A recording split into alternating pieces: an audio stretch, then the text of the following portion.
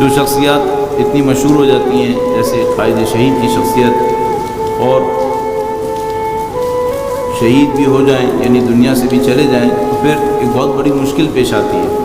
اور مشکل یہ ہوتی ہے کہ ہم یہ نہیں سمجھ پاتے کہ اس شخصیت کے اندر جو سب سے زیادہ عظیم الشان پہلو تھا وہ پہلو کیا تھا۔ جب اتنی بڑی شخصیت ہو جاتی ہے تو سبھی اس کے ماننے والے ہو جاتے ہیں، جب سب اس کے ماننے والے ہو جاتے ہیں تو یہ سمجھ میں نہیں آتا کہ جو اس کے سچے ماننے والے ہیں وہ کون سے لوگ ہیں۔ تو جو قائد شہید کو پہچاننے کی کوشش کرے گا آج کے زمانے میں ان لوگوں کے ذریعے سے جو ان کا نام لے رہے ہیں، تو بہت سخت مشکل میں پھنس جائے گا، اس کو کچھ سمجھ میں نہیں آئے گا کہ قائد کی صحیح شخصیت کون سی شخصیت ہے۔ اور میں نے عرض کیا کہ ہر بڑی شخصیت کے ساتھ ہوتا ہے، مثلا جیسے پاکستان کے اندر ڈاکٹر محمد علی نقوی شہید کی شخصیت ہے۔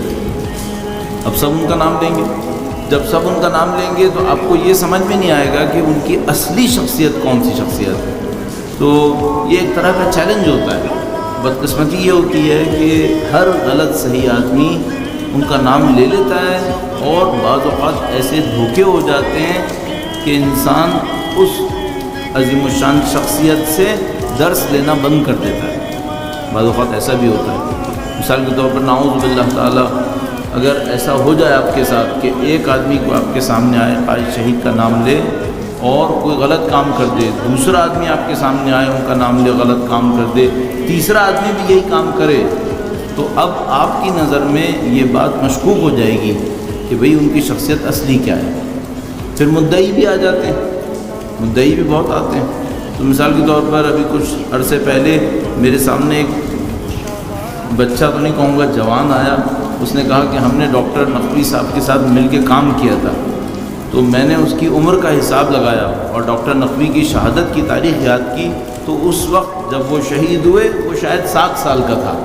تو میں نے اس سے کہا کہ بیٹا یہ کیسا ممکن ہے کہ آپ 7 سال کی عمر میں ڈاکٹر نقوی کے ساتھ مل کے کوئی کام کر رہے تھے۔ اس طرح کے مدعی بہت زیادہ جمع ہو جاتے ہیں، تو بہت سخت کام ہوتا ہے کہ مثلا 1988 میں قائد شہید ہوئے، اب لگ بھگ 30 سال ہو رہے ہیں، اب کوئی آئے شمار کرے کہ ان کی شخصیت کیا تھی۔ یہ بہت سخت کام ہے، بہت سخت کام ہے۔ اس میں یہ ہے کہ کچھ آسانی ان لوگوں کو مل سکتی ہے جنہوں نے نمبر 1 ان کو نزدیک سے دیکھا ہو،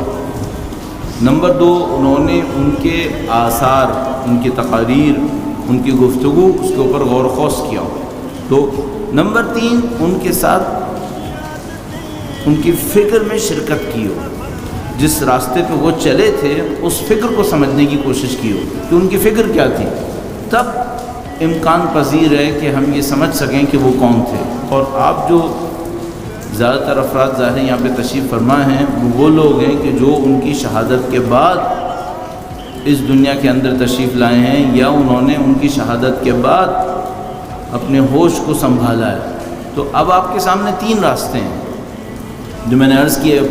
کہ بھئی یا تو ان کے ساتھ مل کے کام کیا ہو، نزدیکی زندگی میں شامل رہے ہوں، تو ظاہر وہ تو اب آپ کے لیے امکان نہیں ہے۔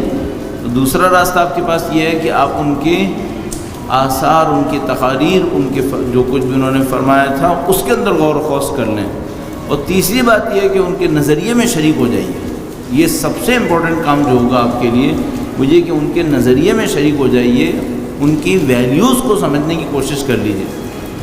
اب ایک اور مسئلہ یہ آتا ہے کہ آپ ویلیوز کو نکالیں گے کہاں سے، قائد شہید کی ویلیوز کو نکالیں گے کہاں سے؟ تو یہ آپ کو ان کی زندگی کے چھوٹے چھوٹے واقعات میں سے نکالنی پڑے گی اور اس سے ایکسٹریکٹ کرنا پڑے گا۔